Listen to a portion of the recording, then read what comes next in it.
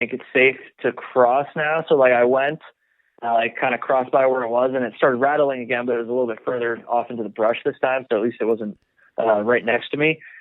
Dude, it's like the most bone chilling sound that like I've ever heard. I'm probably making it out to be way more dramatic than it actually is, but I did not like almost stepping on that snake. Oh, But I could imagine. at least at least right afterwards, I crossed into North Carolina and kind of put that behind me. So honestly, I think that was just about the craziest thing that happened to me. Definitely have some even crazier stories from people I hiked with, though, mostly relating to hitchhiking, because that's something you have to do quite a bit on the AT. Sure. I mean, that snake had your number, it sounded like, by staying there for a half hour, just eyeballing you, rattling that snake. Dude, it was so taunting sketchy. you. And there was another time where I walked right by, actually like 4 of us in a row. We were all hiking like right next to each other. We all walked right by a snake that was basically just sitting on the side of the trail, just like kind of parallel to the trail.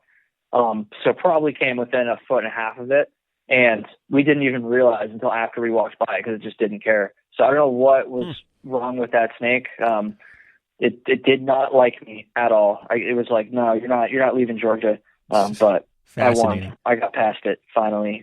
Yeah, in you hindsight, were the what victor. I should have done is just walked around it. Like I should have just bushwhacked a little bit around it. But I was so like freaked out and didn't know what was going on. I kind of wanted my friend to see the snake too. So it was just a weird situation, but I'm okay, thankfully. That is what the snake wanted you to do. It was a trap. It was a trap that you survived, because it wanted you to walk off trail around to where it would There's be probably more, taken dude. by I was more like afraid rattlesnakes. I was going to step on. Yeah, exactly. I was like afraid I'm going to step on another one.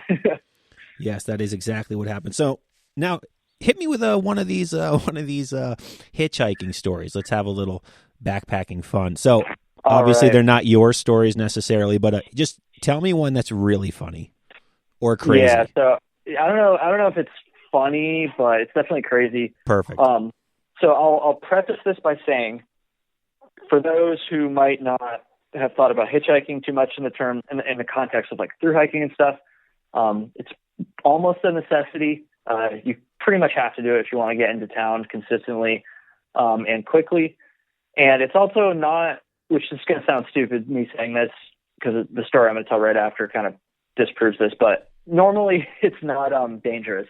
It's not as dangerous as you think, because it's different than just standing in the middle of nowhere on the side of the road, like trying to hitchhike across the country or something like that, because people generally know that you're a hiker. Like you're standing at the trailhead, you're in a trail town. The locals are used to seeing Appalachian Trail through hikers. So you're going to get picked up most of the time by someone who wouldn't normally pick up hitchhikers, which makes it a little bit safer. But anyways, not always, because there was a time I haven't told this story in a while. It was in Stratton, Maine, I want to say. So we were probably a week away from being, maybe a little bit more than a week away from being down the trail at this point.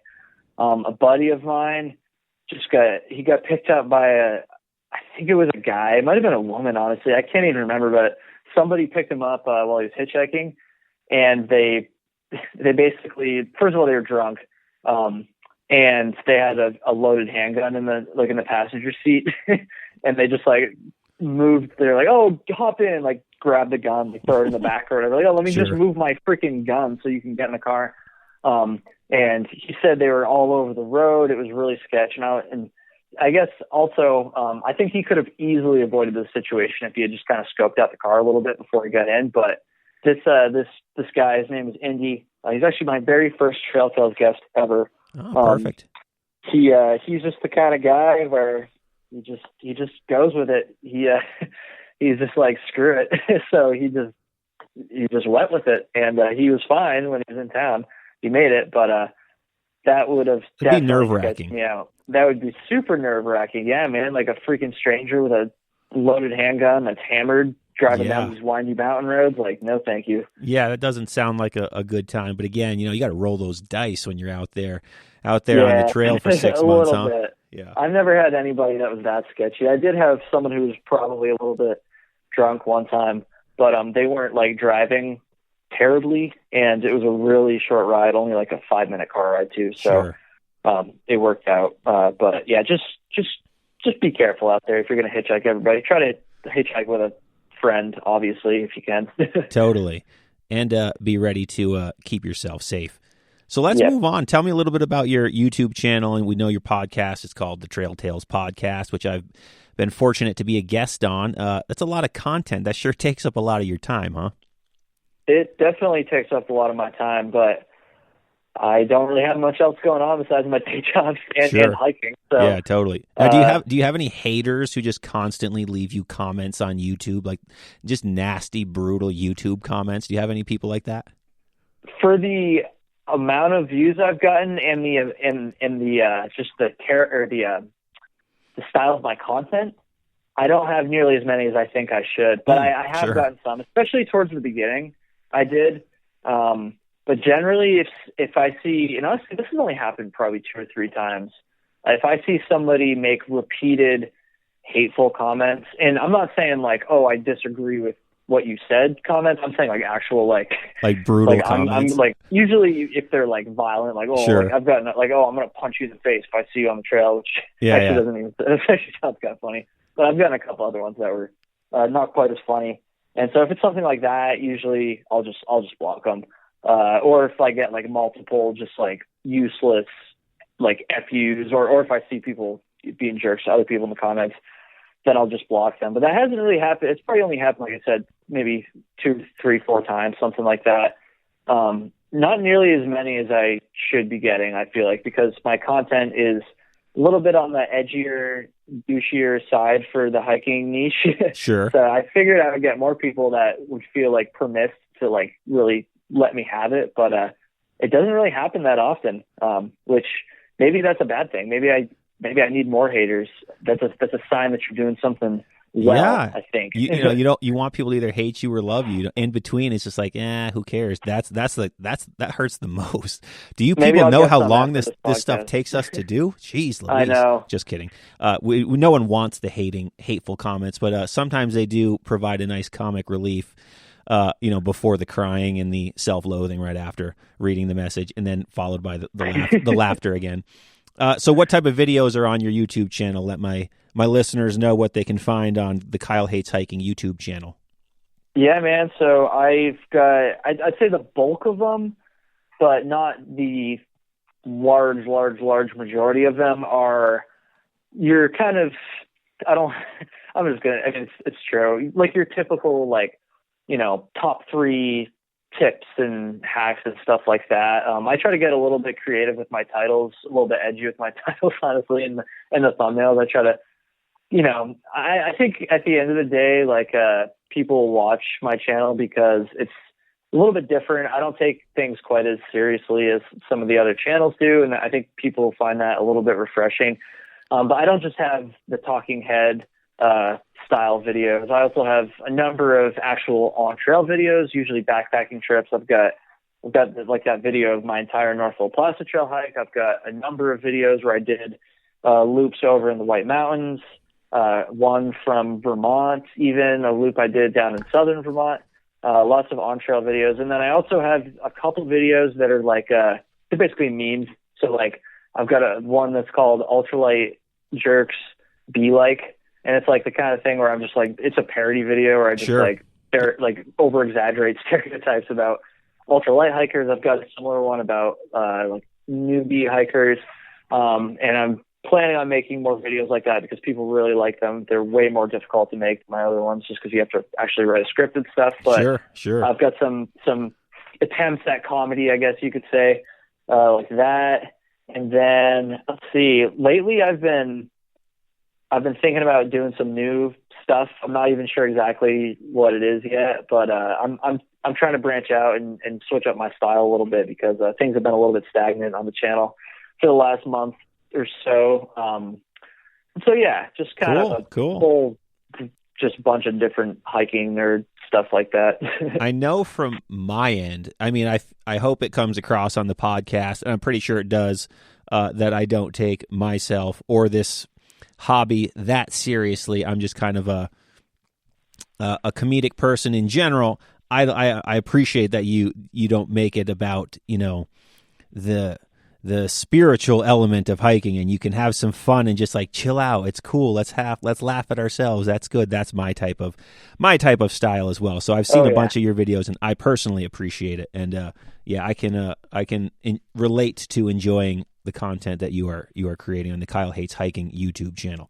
I appreciate that, James. Thank you very much. Totally. So now let me ask you this question. So you being so involved with hiking, and obviously you have a YouTube page, you have Instagram pages, you're all over. You're a social media superstar. You turned down Steven Spielberg and Martin Scorsese and Quentin Tarantino, all for YouTube. But so, what do you think we can get a little more serious here for just a moment. What do you think the role social media has been playing on the outdoors is? Like, what are some good things that you see coming from social media, and what are some not so good things as far as the outdoors and hiking goes, in your opinion?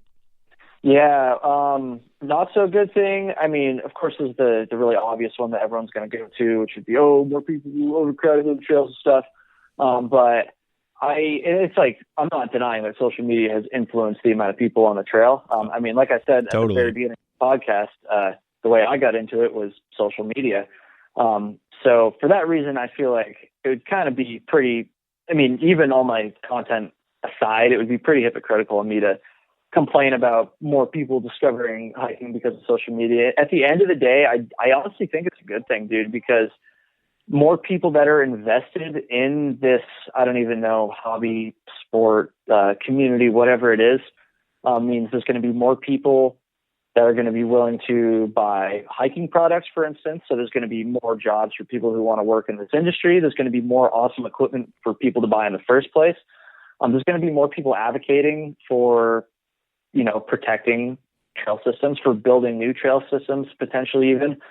And we're just going to have a larger voice, in the overall culture of the country and the world in general. So I don't think it's necessarily a bad thing. I do think the most negative thing that I've seen come out of it, and this isn't even true for hiking specifically, though hiking is not an exception, unfortunately, at least from my experience. I think the worst thing about social media in relation to hiking is just that it seems to me like people are kind of starting to tear each other down quite a bit on it, especially in the Facebook groups and on Instagram and stuff. And I don't like that. And I wish our community would be a little bit different in regards to that. It looks like we're not. Maybe we can change. I hope we can change. And it's not like everybody. It's a small but very vocal minority of people that are nasty about a lot of this stuff. But unfortunately, I think that's the worst aspect of it, of social media in terms of hiking. But again, it's not unique to hiking. And maybe I should give people a little bit more credit. Our community is probably a little bit less toxic than some of the other ones out there on social media. So it's not all bad. That was a very, very well-spoken, well-answered question. You said so many good things in that I agree. I was just sitting here shaking my head. I agree with so many of the things you said.